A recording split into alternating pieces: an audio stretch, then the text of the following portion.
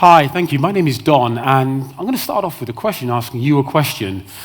Imagine if somebody asked you what the purpose of your life was. It's a big question, right? How would you answer? How do you think you would answer? It was a question that was asked to me in preparation for this talk, so I had to have a think about it. But I had a little bit of help because there's a famous quote that I've always followed and known about for a while, and it's this. The meaning of life is to find your gift. The purpose of life is to give it away. And that's by Pablo Picasso. The meaning of life is to find your gift, and the purpose of life is to give it away. Let me tell you a little bit about me very quickly. I went to drama school for 3 years and I became an actor. I worked professionally as an actor, a producer and a director on theatre, in TV and film in the UK and in the US.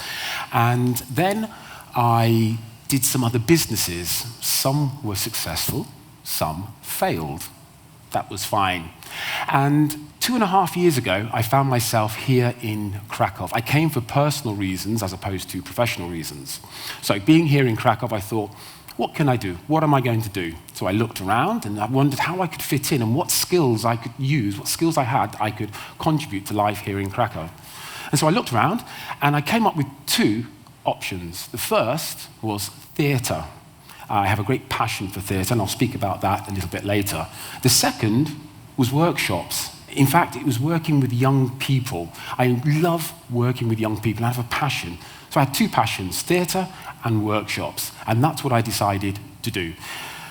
The workshops, let me explain very briefly about the workshops, how I started.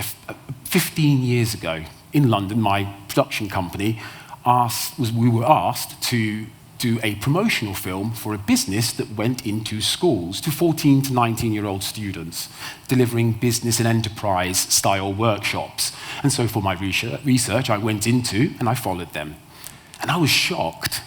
I was truly shocked because they were awful.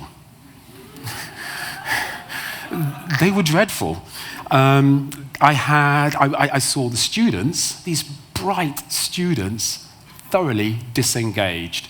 And they were being spoken to, not with, spoken to by a professional person from the banking or finance industry, someone who knows about their business very well, is a great professional person, but they were not engaging with the students. They were not bringing them into their real world. And I thought, you know what, with my entrepreneurial hat on, I think I could do this better. So that's what I did. And I created a couple of workshops, and those workshops started going into schools. Now, our workshops are very emotional driven. We really get to the heart of the students, and we really engage with the students. We want to engage with them. We want to motivate them, and we really want to challenge them. Our workshops are a bit like, if any of you know, Dragon's Den meets The Apprentice. If anyone's aware of those 2 TV shows, we kind of blend them together. And the way we work is very simple. One of us, normally there's 5, 6, 7 of us, we go into a school, and one of us will work with a group of 30 students for the entire day, from the beginning to the end, giving them tasks and exercises. Now, as we're working through the day with them, we do not touch on the real skills of business, finance, or laws, or anything like that. We are more interested in the soft skills, the skills that get people noticed and recognized. Now, I'm sure you're all aware of what the soft skills are, and some of them that we concentrate on are just listed here. So it's about team spirit, it's about communication, it's about empathy. Now, I have no idea why they call them soft skills, because they're really, really very hard skills. You try teaching a bully empathy to his colleagues. That's a tough sell. You try telling a person who's shy to stand up and communicate with a group of people. That's really tough. So, if you'll go along with me now, I think we should rename them. I think we should rename them really difficult and hard skills that not everybody can get. Okay, we'll stick with soft skills then. That's fine. So we go into the schools, and it's the soft skills that we focus on. Now, we also want the students to start thinking differently. So we tell them this is no longer a classroom, that this is their office space. And what we want to do is to challenge the students. Now, I've been doing these workshops, as I said, for more than 15 years, and our business has worked with more than 30,000 students in the UK and now here in Poland. And I can tell you as an absolute fact, there is differences between students aged 14 to 19 in different countries. There absolutely is. But I can also tell you there's two things that unite all of them, whether they like it and whether they know it or not. I know this as a fact. The first thing that unites all of them is hard work. Students want to work hard. Students want to learn. This is a picture of a group of students at the end of a very, very long day with us. They've had it tough, they've had it difficult, but they're smiling. My God. Okay. The second fact I know as an absolute truth, students want discipline. They want to know what the rules are. But more importantly than that, they need to know what happens if they break those rules. They want to know what the consequences are. It's no good just saying, keep off the grass. Well, why should I keep off the grass? Because it won't grow, it'll make your shoes muddy, whatever. They need to know what the consequences are. So we go into the schools with our soft skills, we do give them discipline, and we do give them the urge to want to learn. Now, we also want to change their behavior patterns. So, we need to challenge them from the moment we get into the room with the students, because it's a really very scary place to be at the beginning of the day. And we challenge them very quickly. We want them to take responsibility. For example, one student asked to me, as I was in the class and they were filling out the questionnaires, he put his hand up and he said, "Sir, do you have a pen?" I'm very clear with my answers, and I said to him, "Yes." I knew where this was going, so he put his hand up again. "Sir, can I borrow the pen?" There's a pattern emerging now. He's a student, he sees me as a teacher. I'm not a teacher. Teachers jump all over that problem. They see a student without a pen, they're going to help that student find a pen, do what they need to do. I'm there to teach them about real world, real life, responsibility. So I just gave him a one-word answer. No. I have a very nice pen and I don't lend it to students. No. Automatically his thinking was starting to change now. And as I said, it's a very scary place to be in a classroom of 14 to 19-year-olds, whatever age range, because they can smell blood. I'm sure you can remember at school, I certainly can remember, when your teacher wasn't there and the supply teacher would walk in and it's like, yeah, easy street. They think we're like a supply teacher to start off, so we have to get their attention and we have to be tough with them very, very quickly. So one thing I want to do is get them out of their comfort zone. As you can see, they're sitting around desks. That's not how we operate at the beginning of the day. They're normally behind their desk as usual. So we give them an instruction. Stand up, stand at the front of the room in a line, quickly and quietly. Very clearly, quickly and quietly. We're taking them out of their comfort zone behind the desks where they're used to, and we're putting them to a place where they're not used to being.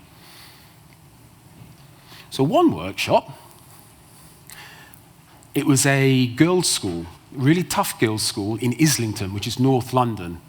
The students stood at the front, and one of the girls, who I'd seen earlier, because you have to look at everyone as they're coming in and doing their stuff, because you have to see what's going on.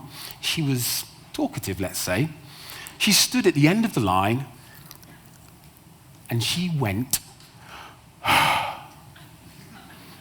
we've all done that, we've all sighed, no problem. So all I did, I pointed to the girl and I said, "Please leave the room." "What? You're kicking me out of the room because of the way I'm breathing?" "Yes. I don't like the way you breathe."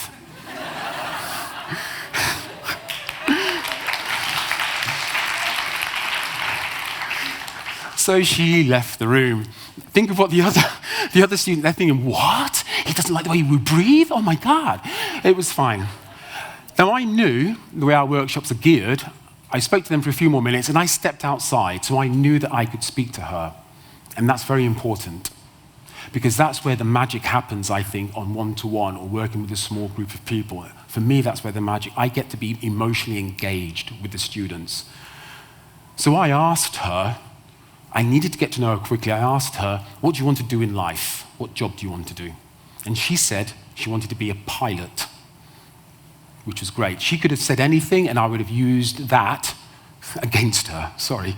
But she said a pilot. For me, that was great as well. So I said, a pilot wouldn't do that. A pilot needs to be professional at all times. They need to be responsible. They need to be ready for emergencies. You are not acting like a pilot. You are going to go back in that room, and for the rest of the day, I am going to treat you as if you are a pilot. I am going to treat you like a professional person. You're going to be responsible at all times. I also don't like you very much now because you've given me a hard time. So I'm going to pick on you even more in that room. So I'm going to add stress to you as well. Do you understand that? Yes.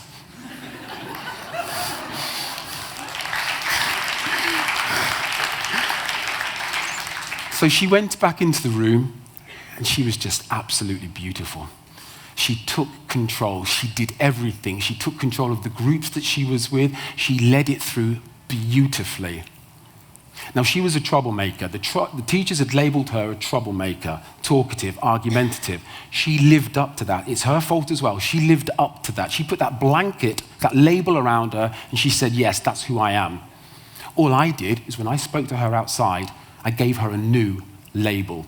I told her she was going to be professional, she was going to be responsible, and she lived up to it so easily.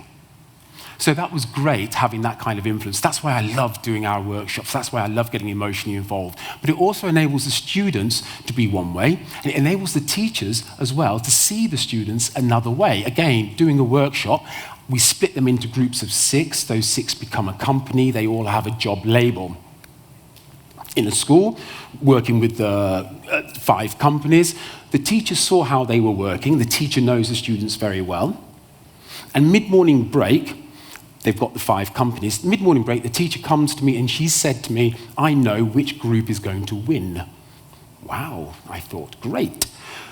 I asked her to write it down. She wrote it down, piece of paper. I put it in my pocket, forgot about it. We carried on working. At the end of the day, the teacher came back in, saw the students doing their presentation. She was amazed at what they did, which was great. The students then left, and the teacher came to me, so who won?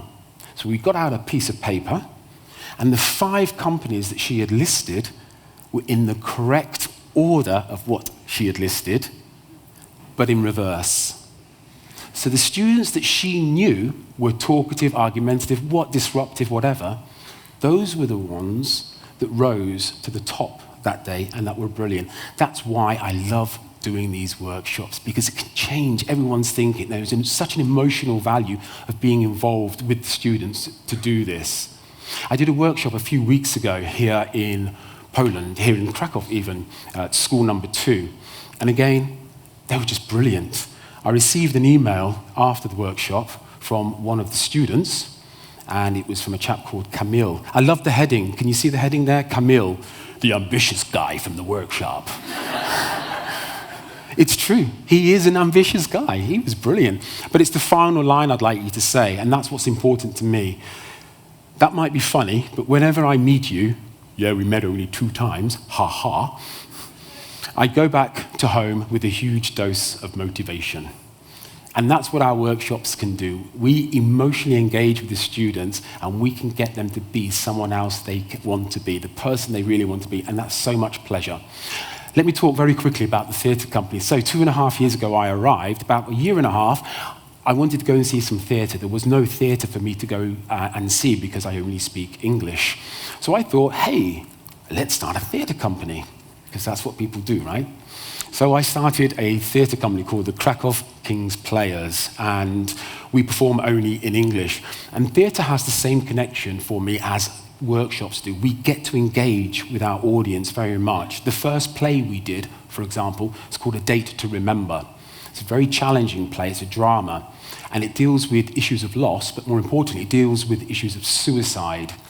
And after the play, we were in the bar, and some people who'd seen the play, they came into the bar, we were all mingling, and I was introduced to two guys.